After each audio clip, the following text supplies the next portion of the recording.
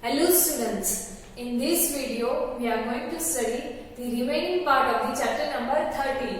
The chapter name is Motion and Time, class 7, subject Science and CERT. So before starting that, let me recall what we had seen in the chapter or in the previous video of this chapter. So in the starting we had seen that there is the different types of motions are there, like linear motion, circular motion or periodic motion. What are these different types of motion that we had seen?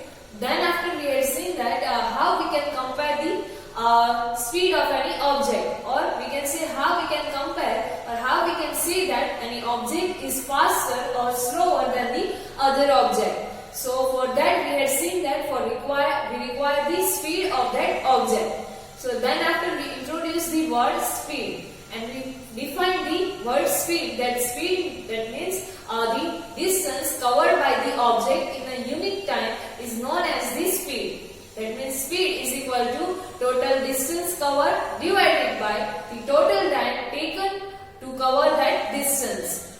Then after we had seen about uniform motion and non-uniform motion. So in that we had seen that if the object is moving with a constant speed in a linear path, then it is said that that object is in the uniform motion. And if the speed of that object is keep going change or it keeps changing, then we can say that that object is in the non-uniform motion. So these are the things we had seen in the previous video of this chapter. Then after we had seen the measurement of time. How the early people were measuring the time and what are the different methods they were using to measure the time. We had seen that in early time or previously the pendulum clocks were used to measure the time. Then after quartz clocks and nowadays digital clocks are there which is used to measure the time. Then after we had seen what is pendulum and its working. In that we had also seen what is oscillation, what is time period of the pendulum. So in that we had seen that starting from the mid position of the bob in a pendulum up to one extreme position again to the main position and the another extreme position to the main position. So this distance is known as the one oscillation, and the time taken to complete this one oscillation for the pendulum is known as the time period of that pendulum. And in that through some activities we had also seen that for a given or for a equal length of a pendulum the time period is always almost same. And we had also seen that how the discovery of this pendulum has been discovered. So these are the things we had seen in the previous video of this chapter. So now let me further see what is their next topic in the chapter. So these are the different types of motion we had seen, that is straight line, that means linear motion, circular or periodic motion. Then after we had seen how we can compare any object is faster or slower than the other and what is speed. We had also seen the formula for this speed. So here that we had seen, and we had also seen about uniform and non-uniform motion. Then after we had seen measurement of time, the different types of clocks which are used to measure the time. With that we had also seen that SI unit or unit for time is second. So then after we had seen that this pendulum is used to measure the time in pendulum clocks, and in that pendulum we had seen what is the construction or structure of this pendulum, what is oscillation of the pendulum and what is the time period of the pendulum. And in that we had also seen that the motion of the pendulum is known as the periodic or oscillatory motion. So these are the things we had seen and we had also seen this one activity 13.2. Now next is units of time and speed.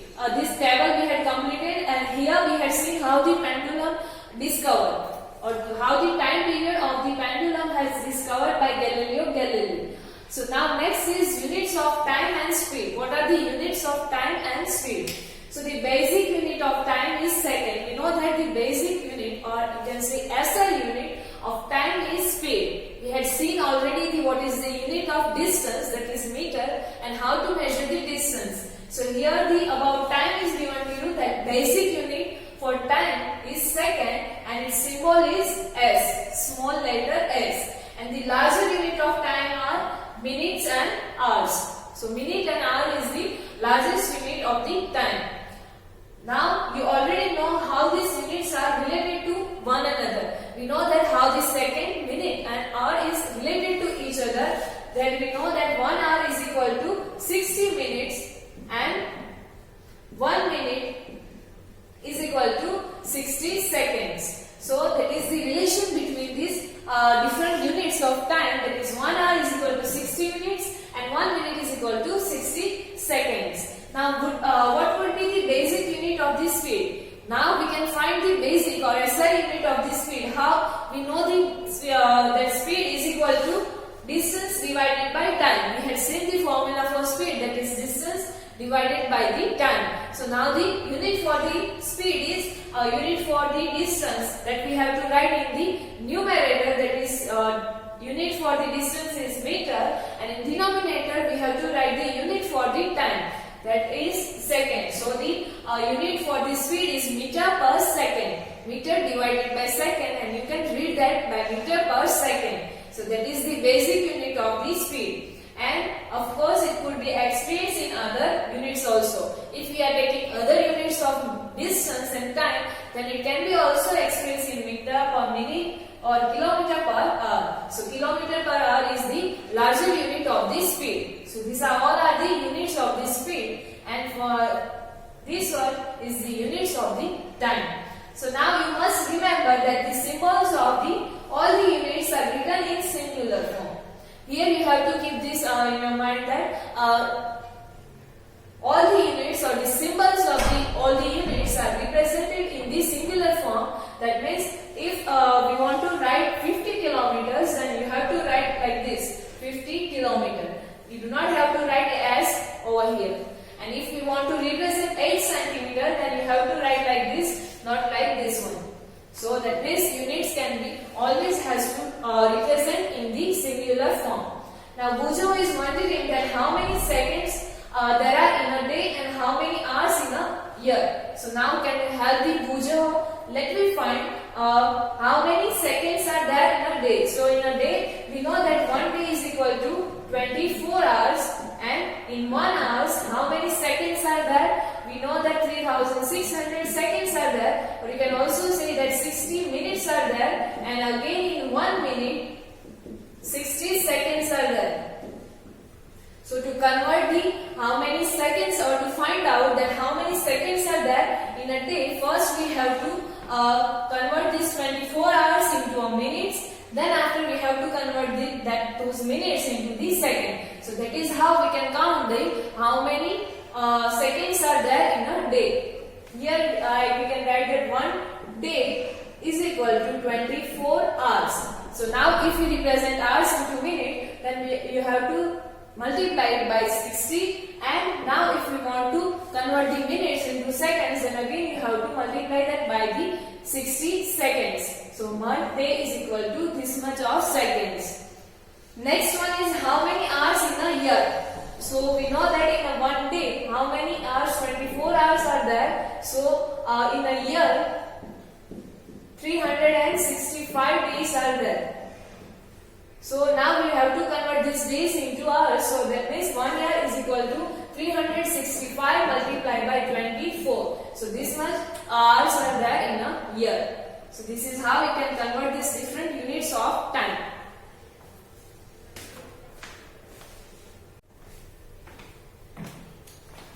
So now this many units are there. So now you might have a question that when to use which unit of time and speed. So different units of times are used depending on the need. What is our requirement?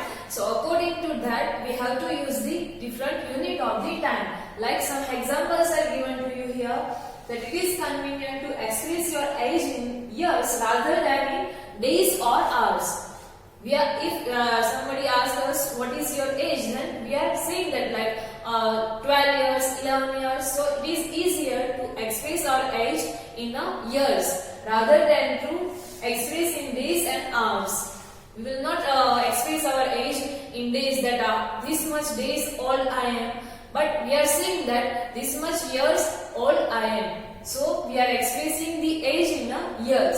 Then after similarly, it will not be advised to express in years the time taken by you to cover the distance between your home and your school. If we want to express what is the time taken to cover the distance between our home and the school, so we are not going to express the distance or the time which is required to cover that distance in years. Rather than that, we are going to express that time in how many hours, or meaning on that how many minutes are required to reach to home from the school. So we are expressing that in the minutes, not in the years. So according to our need, we are expressing or we are using the different units of the time. So now, how small or large is a time interval of 1 second? So we have seen that we are using basic unit of the time as the second. So now the question is that how long the time period or time interval of 1 second? What is the time interval of 1 second? After how much time we can say that the 1 second has passed? So the time taken in saying aloud 2001 is nearly 1 second. So here some of the examples are given to you which represents the time interval of 1 second. Like if you are saying aloud that 2001, so the time taken to speak these words is around the 1 second. Other than that, verify by counting aloud from 2001 to 2010. Count it by from 2001 to 2010. It will take the 10 seconds. So by this you can count how much or how long 1 second time period is that. The pulse, other than that, the pulse of a normal healthy adult at rest beats about 72 times in a minute. The normal pulse rate of a healthy adult person is 72 times in a minute. And now then after that is about 12 times in 10 seconds. In a minute, that means in 60 seconds it beats 72 times. Now if you want to count it for the 10 seconds, that means divided by 10 or divided by 6, we will get the 10 seconds. So here again we have to divide this 72 by 6. 72 by 6, that means 12. So for that you have to count the time which is taken to beat the heart, or you have to count the time which is taken for the 12 pulse rate or 12 heartbeat. So this rate may be slightly high from children, from person to person. So you will get the basic idea about how long time period of 1 second. Then after the time period you have to divide here by the 10. And it may be slightly vary from person to person, and this pulse rate may be high for children. It is not same for the everyone. It varies from person to person. So that is the time interval of 1 second.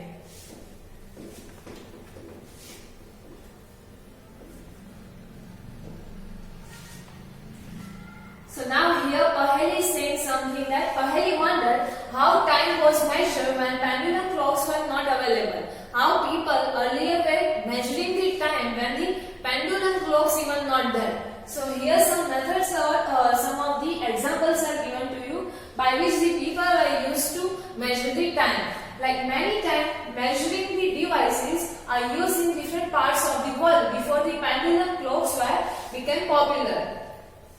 Different types of devices were used in the world before the invention of the pendulum clock, or it becomes the popular, like what? Sundials, water clocks, sand clocks are some common examples of such devices which are used to measure the time.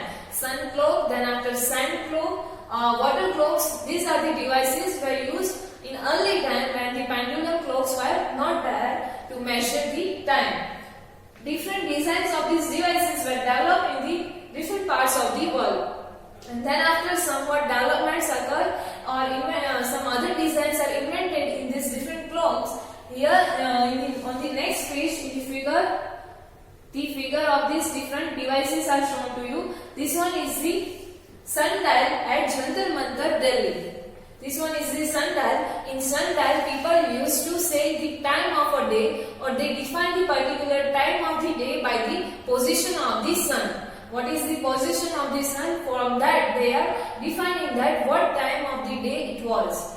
Then after, this one is the example of sun clock. This might be, you had seen already, 1 hour, in the 1 hour the sun will fall over here, and then after they will turn this sun clock and again they will measure the 1 hour. So that is how they were measuring the time. And this one is the water clock, which was also used to measure the time. In that one vessel the water is there, another small vessel is there inside that vessel, bigger one vessel, and here inside that the hole, you can see that hole is there. So how much time, or here the flow of water shows the time measurement, or from the flow of water inside this vessel or otherwise outside of the vessel, that will measure the time. So how much water will enter to this vessel, that by that amount of water people were used to measure the time. So these are the different methods. Earlier people were used to measure the time when the pendulum clock was not there. Here about some other smaller units of time is given to you. So before measuring the speed, let me see the smaller one units of the time, or smallest than the second.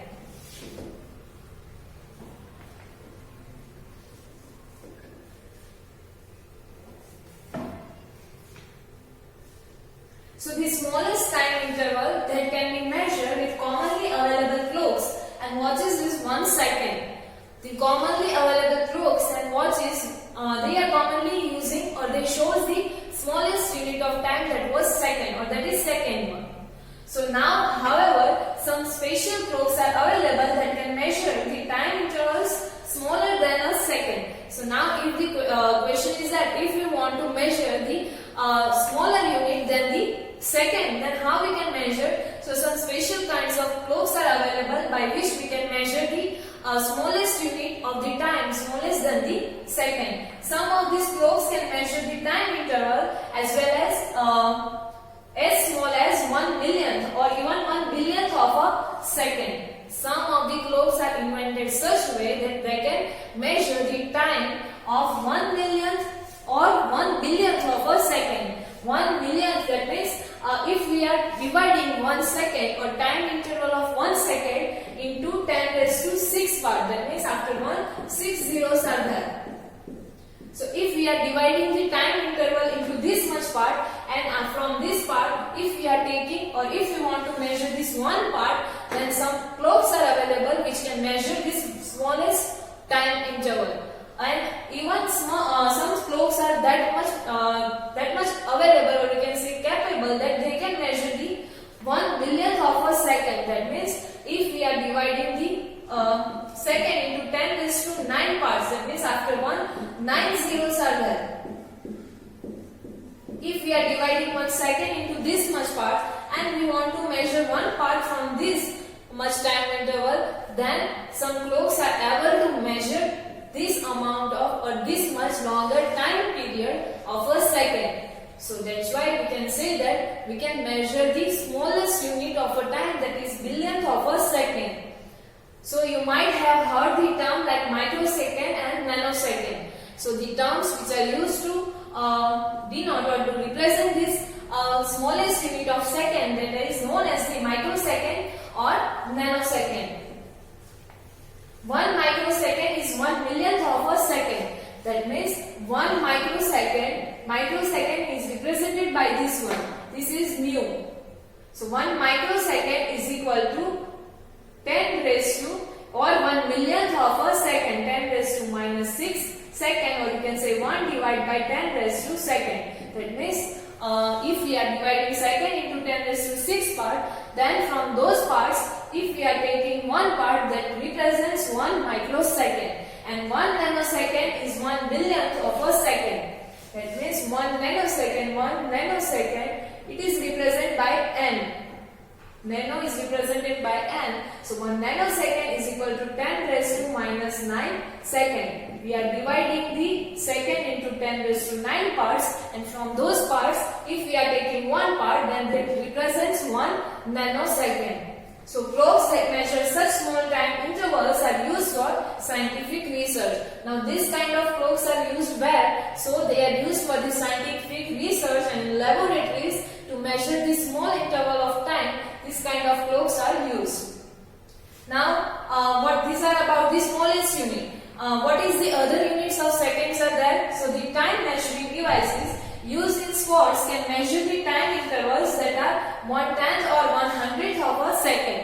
Other than that, in sports also, clocks or devices are used to measure the 1/10. That means 1 divided by 10 or 1 divided by 10 second or 10th part of a second, and they can measure and 1/100th of a second. That means 100th part of a second, 1 divided by 100 second. So this much of time interval also they can measure, and in sports this kind of clocks or devices are used. On the other hand, times of a historical events are stated in terms of centuries and millenniums. This is about the smallest unit. Now what is the largest unit, or what are the larger units of the time? So to represent the historical events, the larger units of the time is used like centuries and millenniums. Century, that means 1 century is equal to 100 years and 1 millennium is equal to 1000 years. 1 century is equal to 100 years and 1 millennium is equal to 1000 years. The age of the stars and planets are also a very big unit of time, or we have to require the bigger units of the time. So the age of the stars and planets are often expressed in billions of years. They are represented in billions of years. So now can you imagine the range of time intervals that we have to deal with, from nanosecond to billion of years. So this is the different units of the time. So according to the requirement or necessity, we are using the different units of the time. So this is about the measurement of a time. Now next topic is measuring speed. We had seen this, how to measure the time, and previously we had seen how to measure the distance. So now in this speed we know how to measure distance and how to measure time. So now it is easier to measure the speed.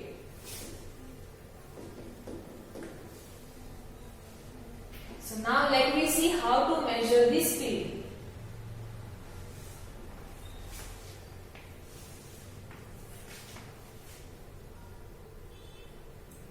So having learned how to measure time and distance, now you can calculate the speed of an object.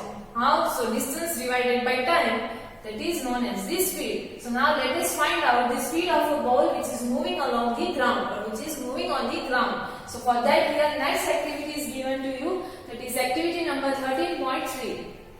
For that you have to draw a straight line on the ground with a chalk powder or lime, or you can say white powder, and ask one of your friends to stand 1 to 2 meters away from it. That means if you are drawing the line like this on the floor, then you have to ask your friend to stand over here, that is 1 or 2 meters away from the line.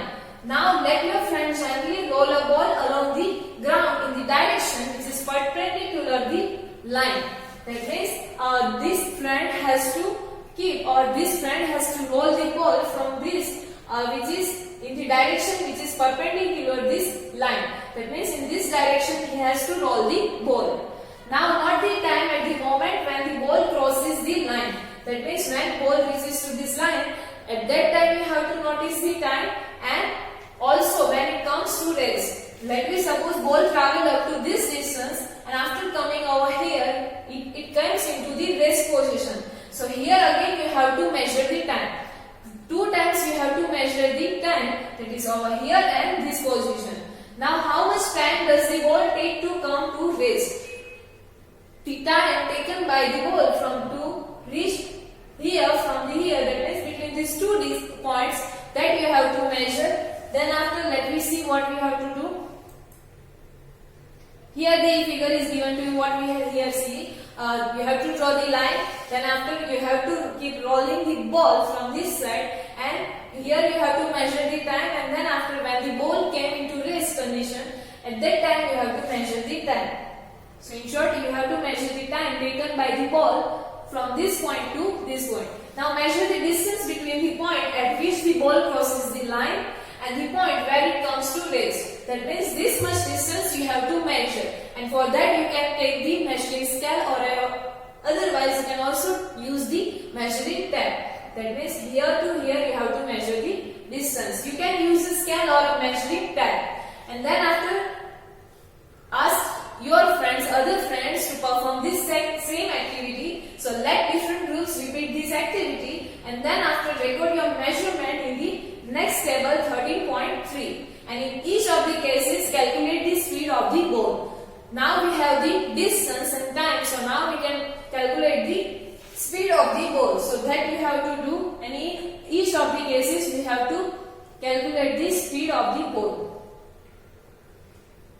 Here it is given to you, this one table 13.3. Distance moved by and time taken by moving ball. Let me see some of the examples. So here some examples are given to you.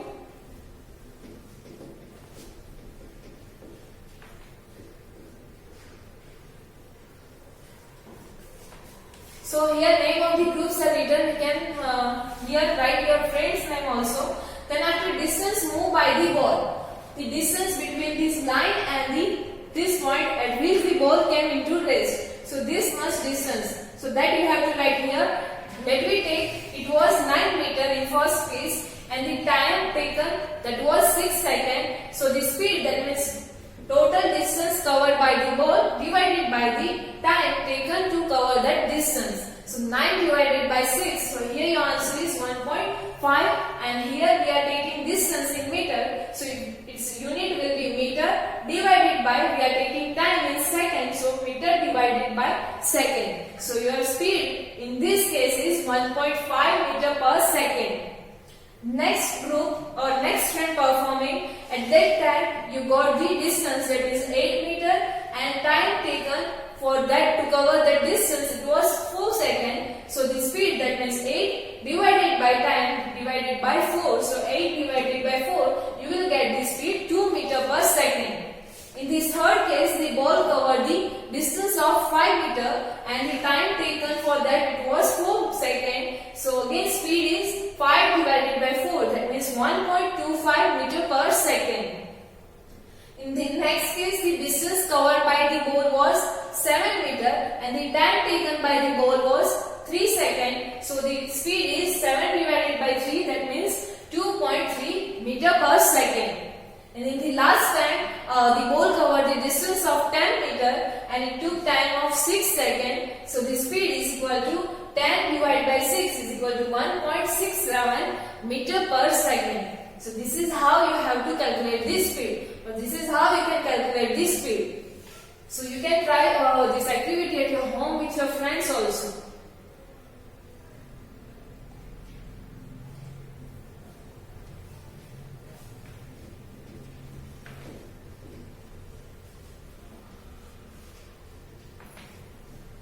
So now you may like to compare your speed of walking or cycling with your friends, and for that you need to require the distance and the time taken to cover that distance, like the distance of the school from your home and or from other point, and then after each time you have to measure the time. So time taken to cover that distance, and then after calculate the speed. And it may be interesting to know that who amongst you fastest, and whose speed is fastest, and whose speed is slowest. So the speed of some living organisms are given you in the next table. Here in the table number 13.4, some of the animals' speed is given to you, and you have to convert the speeds into the meter per second. So let me further see, and you can calculate the speed in the meter per second. So that we will cover in the next video. The speed of these different animals are given to you, that is kilometer per hour, and we have to convert that into meter per second. So from here we will continue in the next video. So till now in the video we had seen how to measure the time and what are the different devices which are used to measure the time. And we had also seen the units of time and speed, different units of time starting from smallest to the largest, that is nanosecond to the billions of years. And then after we had seen how to measure the here at the end we have to convert this kilometer per hour speed into the meter per second. So that we will see in the next video. Thank you.